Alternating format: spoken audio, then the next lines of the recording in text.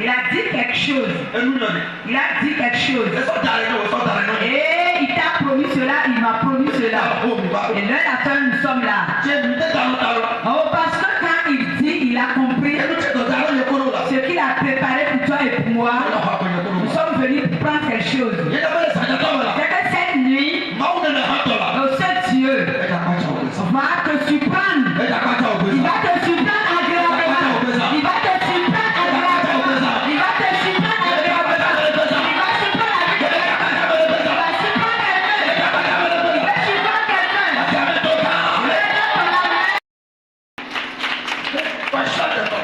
Cette semaine, nous sommes dans une promesse. Et la promesse est sa puissance. Père sa puissance. Amen. Amen.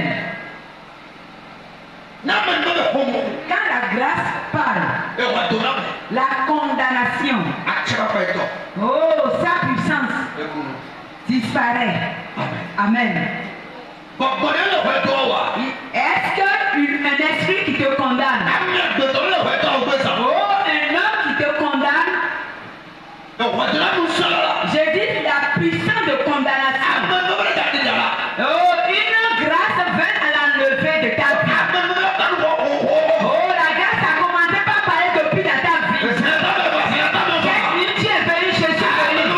Oh, cette grâce veut intervenir dans ta vie. Il veut intervenir dans ta vie. Il veut intervenir dans ta vie. La grâce veut intervenir dans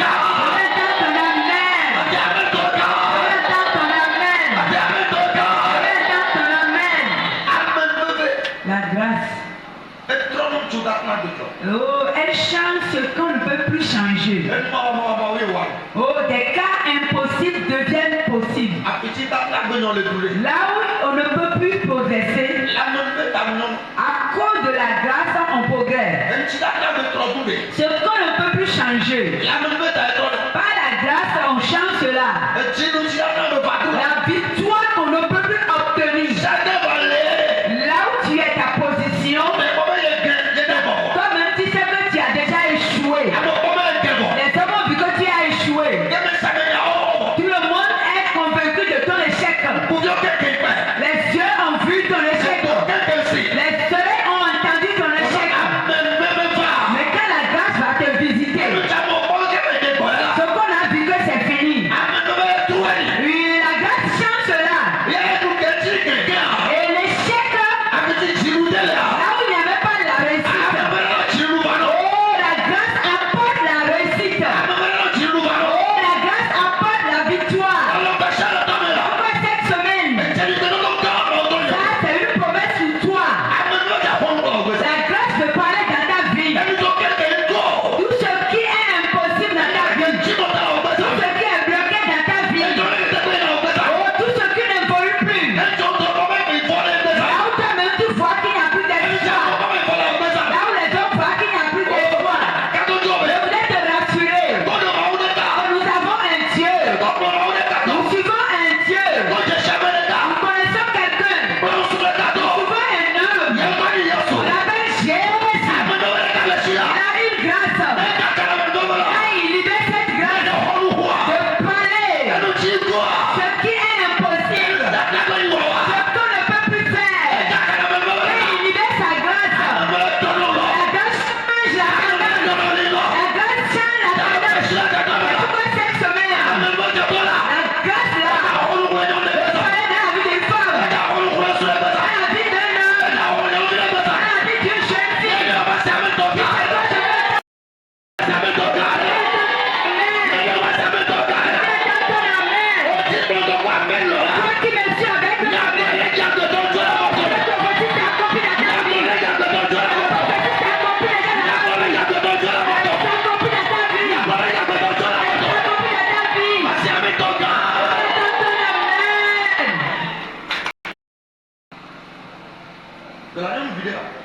Une jeune fille, elle est tombée malade.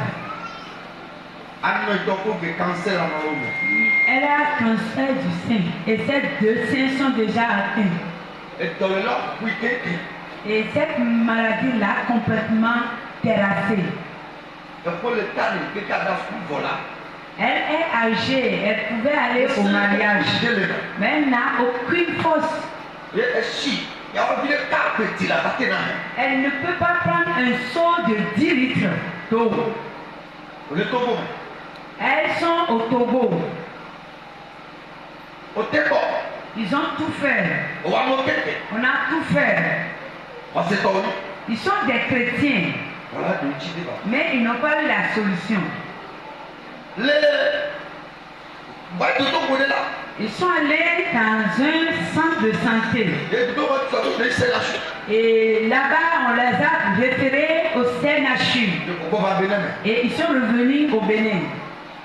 Ils sont venus ici à Azovela. Et ils ont commencé par tenter encore la guérison.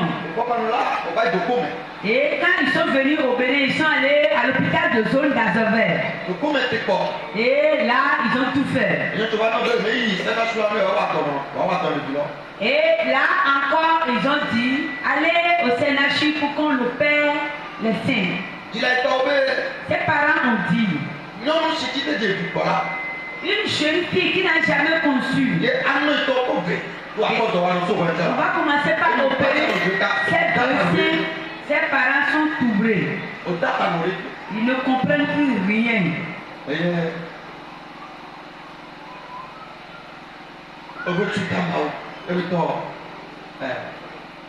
Ils ont encore fait face à Dieu dans la prière.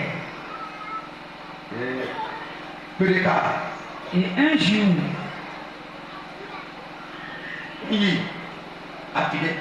l'homme de Dieu est allé visiter quelqu'un.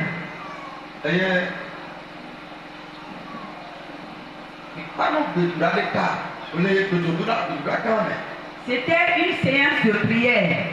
Et quand l'homme de Dieu a fini de prier là,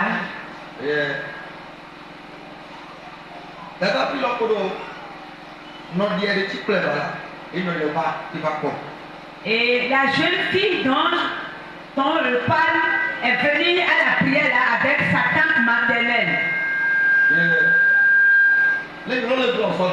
La tante a expliqué ce qui ne va pas dans la vie de sa nièce à l'homme de Dieu. Et l'homme de Dieu a dit, Dieu a la force d'intervenir dans cette situation.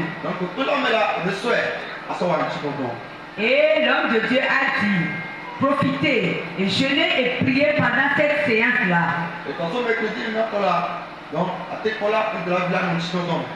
Et l'homme de Dieu disait à la tante de dire à sa nièce qu'à partir de ce mercredi-là, qu'il doit commencer par jeûner et prier.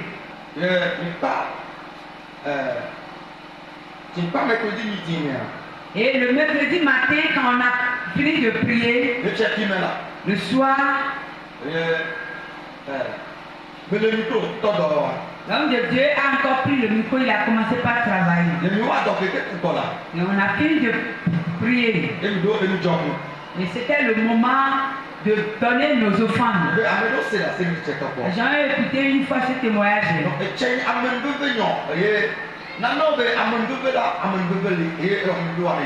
Je voudrais te faire comprendre que la grâce existe et agit. Amen. Amen. On est venu, on doit donner notre dernière requête et offrande et part. Les gens venaient donner. La soeur aussi est venue donner son offrande. Au moment où elle est venue là, c'est l'homme de Dieu qui dirigeait l'offrande le jour là. Et c'est lui qui entonnait. Il continuait toujours d'entonner. Quand elle est venue devant là, au moment où elle mettait son argent dans le panier, moi elle mettait là, on ne sait même pas ce qui s'est passé. Elle a commencé par recevoir une délivrance. Une grande délivrance le jour là. Une grande délivrance. Et elle a été délivrée le jour là. L'homme de Dieu a dit de la réveiller. Elle connaissait son problème.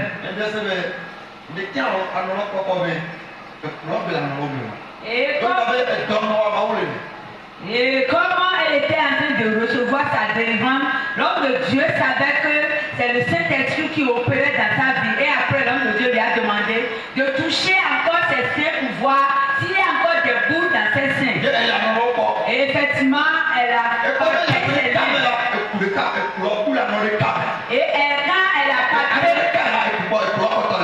elle a palpé son sein, elle a constaté qu'un sein n'a plus de boules, mais un autre a encore de boules. Une grâce a commencé par parler. Ça, on l'appelle grâce.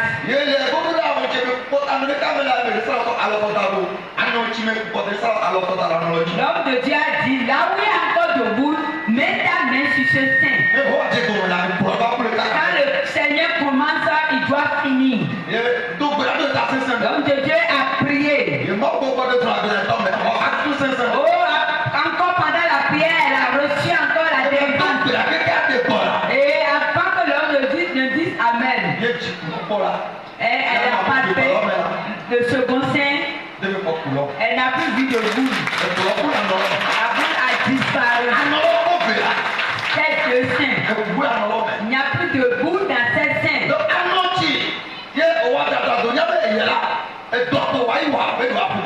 Les seins qu'on se prépare à aller opérer, les boules de cancer sont parties. Et après la délivrance, le jeudi, avant qu'elles ne viennent, le jeudi quand elles sont venues, Satan témoignait et disait que le jeudi matin, sa nièce là qui n'avait plus de force pour transporter de l'eau, avant qu'il ne se prépare pour venir,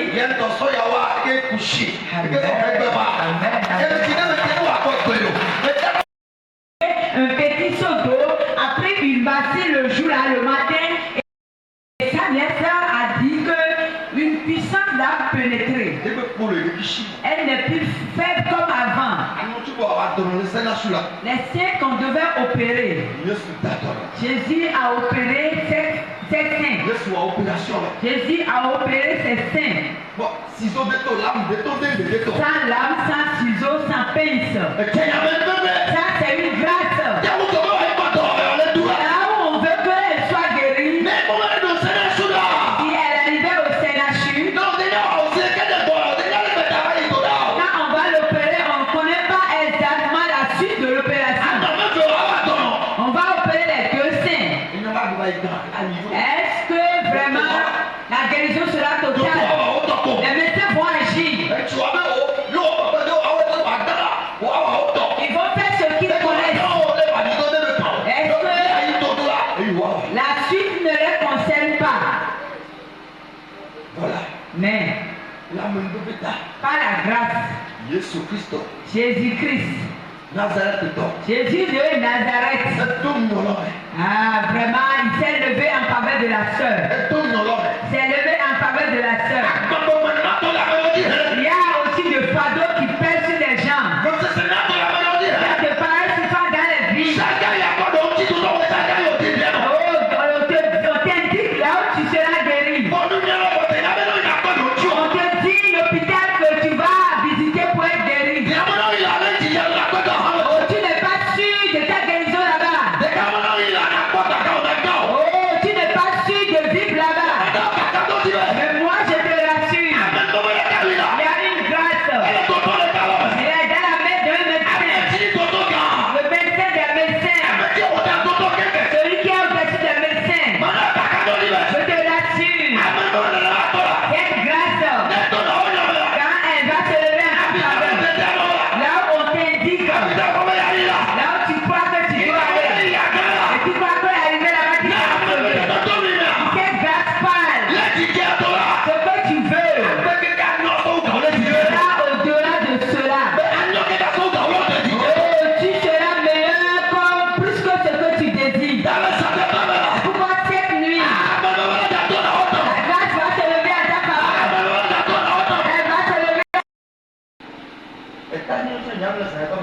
Le sous-thème de cette nuit est fi continue kpekpe tso nu do nyanyigbe zanti atsɛ kpakpa itɔ de kpekpe da ba ne nomo.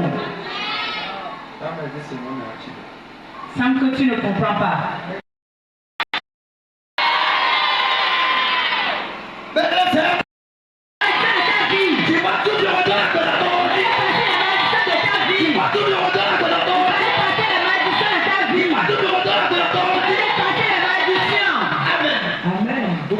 Assois-toi. Nous prions contre les malédictions. Spécialement les malédictions de nos familles. Il y a quelque chose qu'on appelle fondement familial. Quand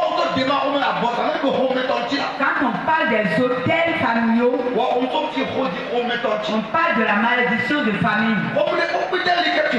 Il n'y a pas de famille qui n'a pas de malédiction. Si tu sors d'une famille, il faut savoir que tu es sous une malédiction. La malédiction, la malédiction eux plus que le sorcier. Si elle a la malédiction sur ta vie, tu peux prier contre la malédiction. Si tu ne pries pas comme tu devais prier, tu ne vas rien recevoir. Oui, c'est la grâce qui fait sortir de la malédiction. Le sorcier, à des moments donnés, quand tu invoques le feu, le sorcier va te fuir. Mais la malédiction ne fuit pas le feu. Mais il faut briser ces hôtels. Il faut briser ce hôtel. La malédiction. Oh, il y en a dans nos familles. La malédiction. Il y a, voici les signes de la malédiction. Pour certains, dans leur famille, c'est la mort prématurée qui emporte les gens. Pour d'autres, c'est la maladie qui les tue. Oh, pour d'autres familles, ils meurent dans la souffrance. Pour d'autres familles, ils meurent toujours par accident. Ce qui est malédiction dans ta famille,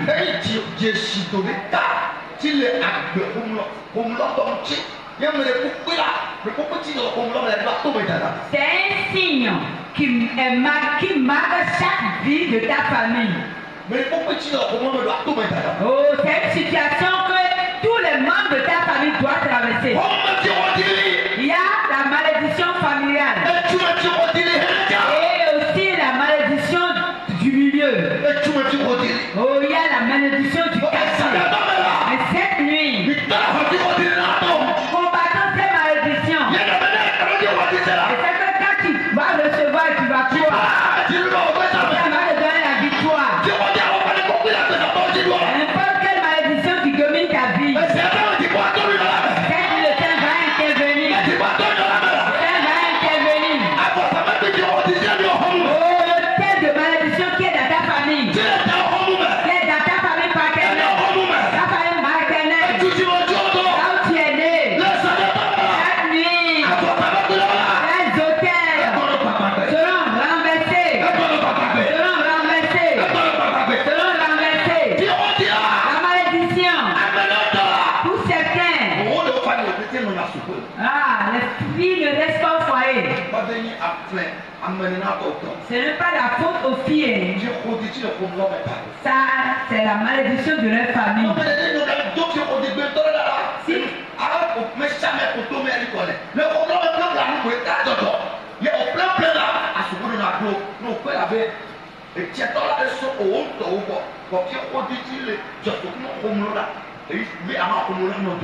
Si une fille ne se lève pas dans la prière et arrête pour elle, toutes les filles de la famille vont quitter leur foyer à cause de la malédiction et non de leur caractère. La malédiction qui est dans la famille, c'est cette malédiction qui veut que les filles que les frères luthériens se suivent et ils vont à la mort, un à un,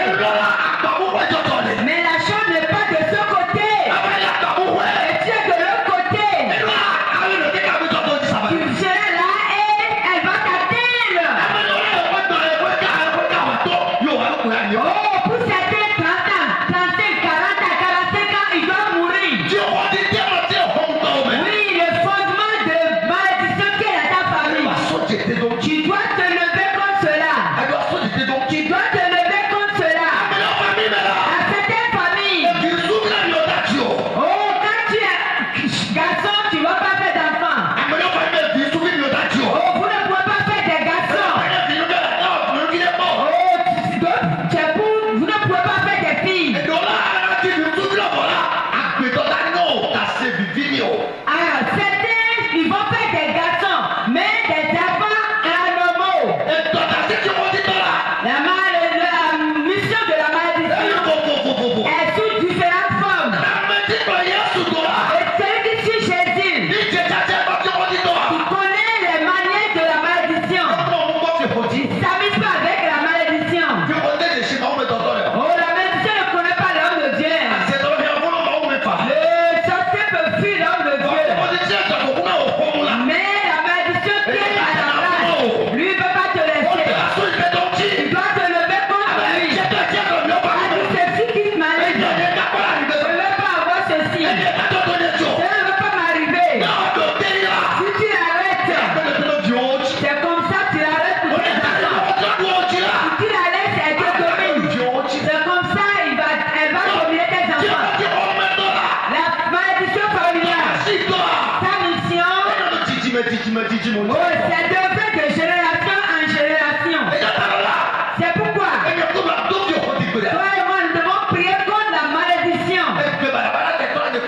Oh, nous devons faire cette prière. Nous devons faire cette prière.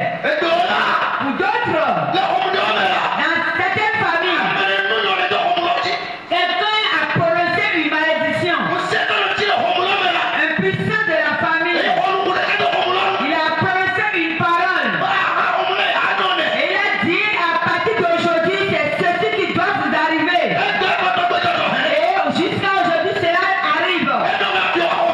Ah, une maman peut maudire sa fille. Un père peut maudire son garçon. Une tante peut te maudire. Ta tante va te maudire. Aujourd'hui, les gens continuent de faire ça. La malédiction, personne ne peut l'effacer. C'est la grâce seule qui l'efface. Ta maman ne peut pas te maudire et après elle va l'effacer. Ton papa ne peut te maudire et arrêter cela dans le temps. Si on te maudit, c'est seul Jésus qui va changer la malédiction. C'est Jésus seul qui peut l'arrêter. C'est pourquoi nous devons faire cette prière.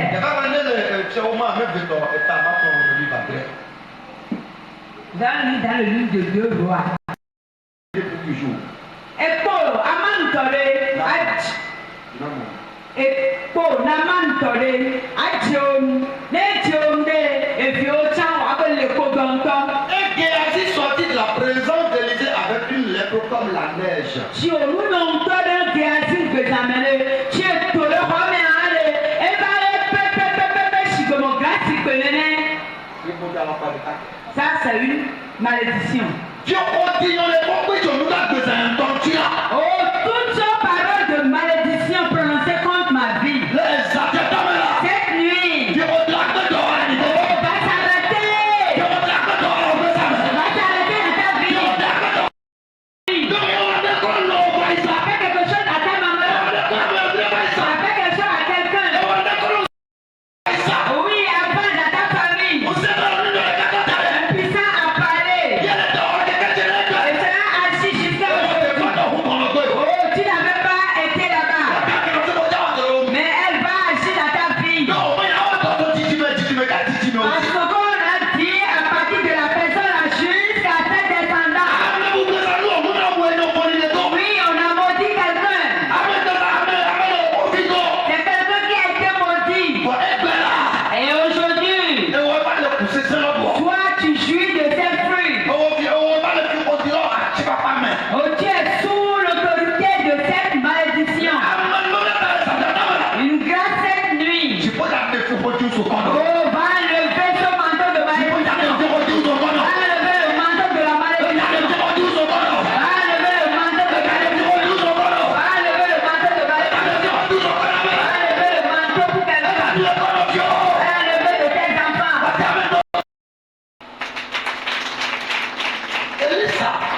Élisée, son serviteur malade.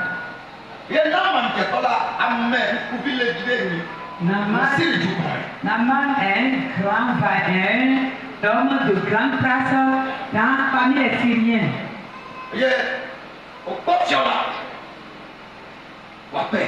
Et il est le premier conseiller où il est proche du roi. Naaman est tombé malade. On a tout fait. Il n'a pas été guéri. On a tout fait. Il n'a pas été guéri. Et il y a une servante, une petite servante de la femme de Naaman. Et elle est en train de dire à sa maîtresse, il y a un homme de Dieu en Israël.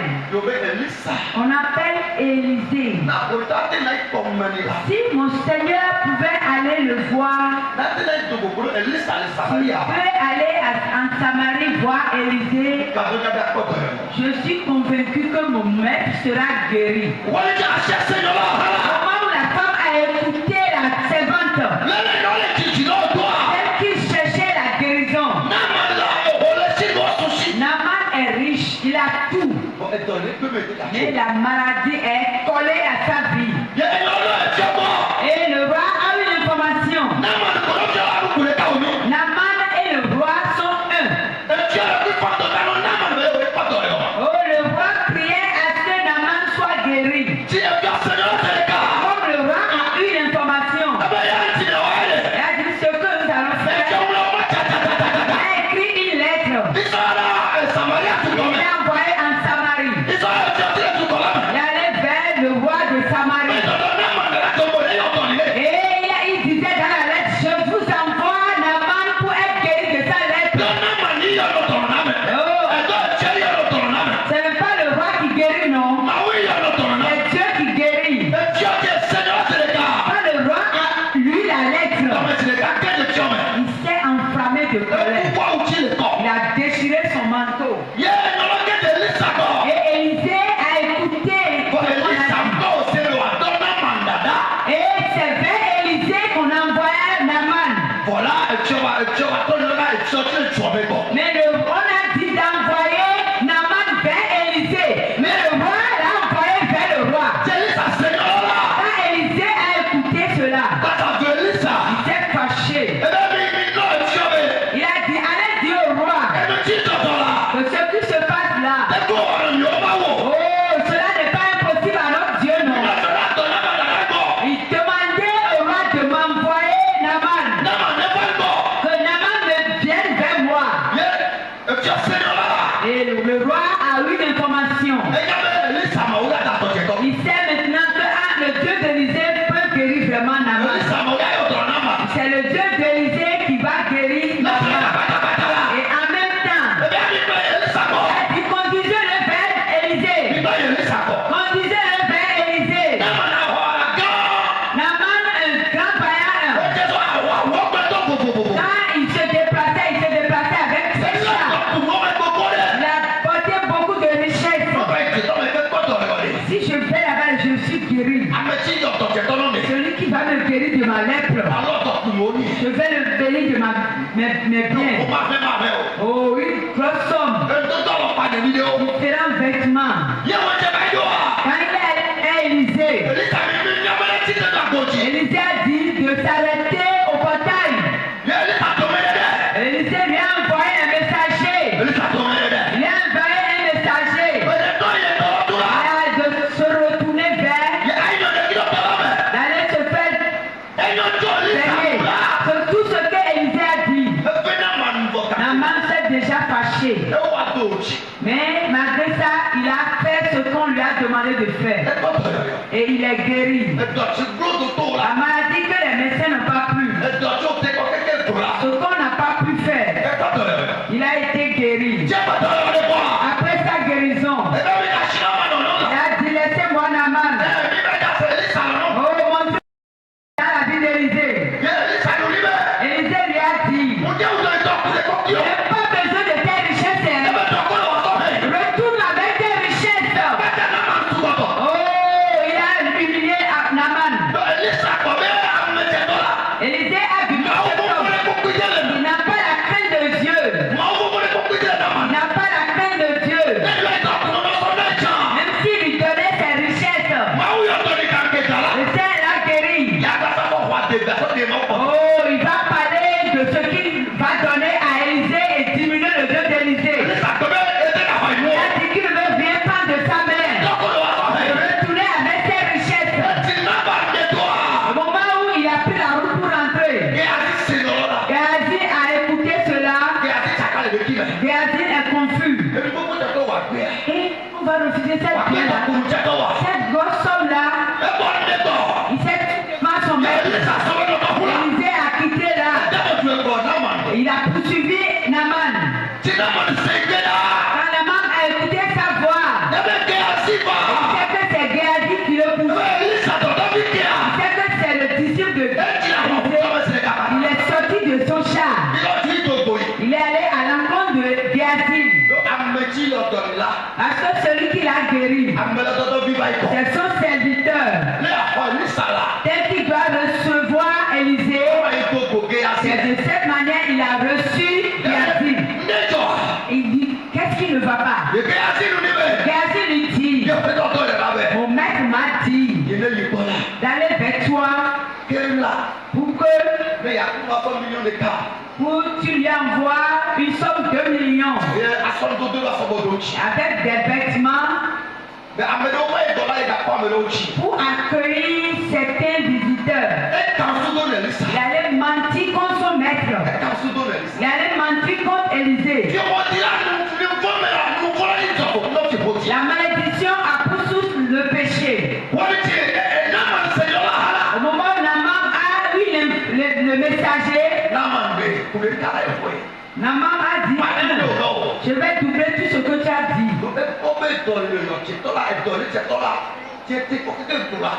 Parce qu'il a vu que cette guérison, il recherchait il y a longtemps.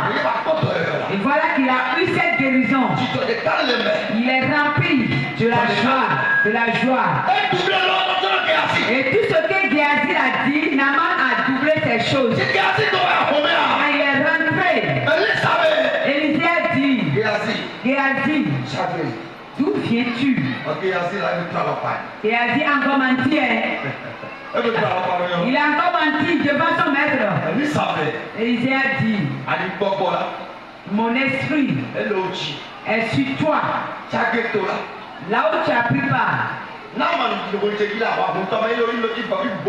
Au moment où Naaman est descendu de son char pour te rencontrer, je te voyais. Géasi. C'est pourquoi, écoute-moi, aujourd'hui même, à cause de ce mauvais comportement, la lèvre de Naaman, la maladie de Naaman, tombera sur toi. Sur toi et sur tes descendants. Et la Bible dit en même temps, le Géasi a pris la lèpre. On a maudit Géasi. C'est Géasi qui a péché. On l'a maudit. Mais ses enfants, ses petits-fils, ses descendants auront la lèpre. Eux, ils ne sont pas inconscients, non? Aujourd'hui encore dans cette lit, on a maudit quelqu'un. Depuis les aïeux, depuis tes grands-mères, depuis ta maman, ton papa. Aujourd'hui, tu es dans cette malédiction. Tu es dans cette souffrance. Aujourd'hui, tu t'avais la situation. Oh, c'est ta maman, ton papa qui a eu un mauvais comportement. Quelqu'un a eu un mauvais comportement dans ta famille. Aujourd'hui, vous mangez de mauvais fruits. Quelqu'un a maudit, t'a maudit. Aujourd'hui, la malédiction est effacée. Elle sera effacée.